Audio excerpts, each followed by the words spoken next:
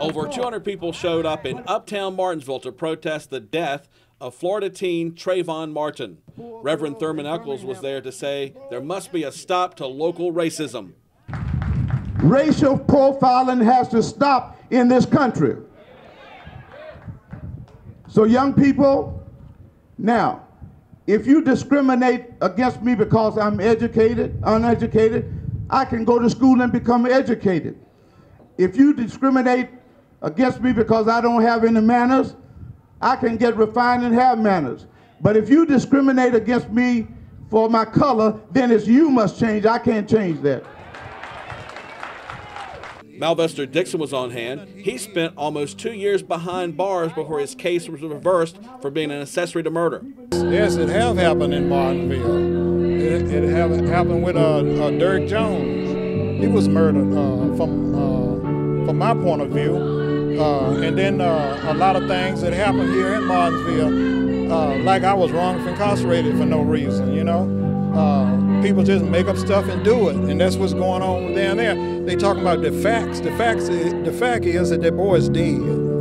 That's the fact. And he didn't have to. He didn't. And it wasn't nothing he did. Just being on the street. Right. In your situation, it was an African American prosecutor. Obviously, do you feel like she had it against you? You know, I can't talk on that part of it, but I know one thing.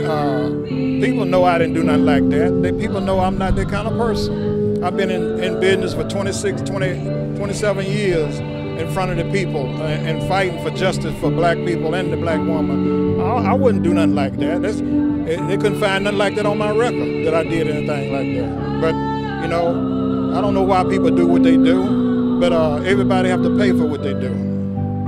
Activist Leonard Jones was on hand. He was glad to see the turnout, but he says a lot more needs to be done. But we're going to have to stand behind the system. That's the only system we have to find justice.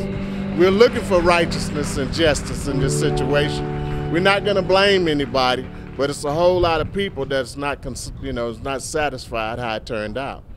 The protests also continued across the nation. We shall overcome.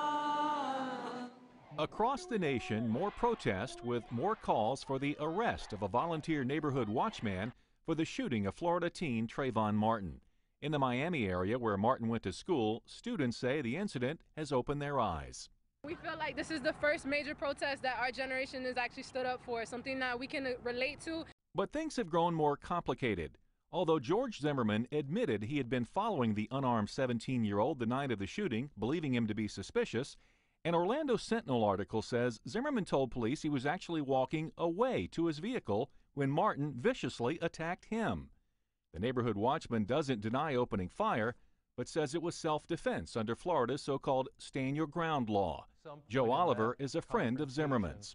George felt like and believed with all his heart he had to make a decision to defend himself and to save his life. It also surfaced that Martin was serving a school suspension after being found in possession of an empty plastic bag with marijuana residue. The victim's family says that has nothing to do with the shooting. And it tears me apart to sit here and listen to the slander that they're giving to my son and listen to not arresting the murder of my son. Investigations into the Martin shooting are underway at both the state and federal level. I'm Greg Black reporting.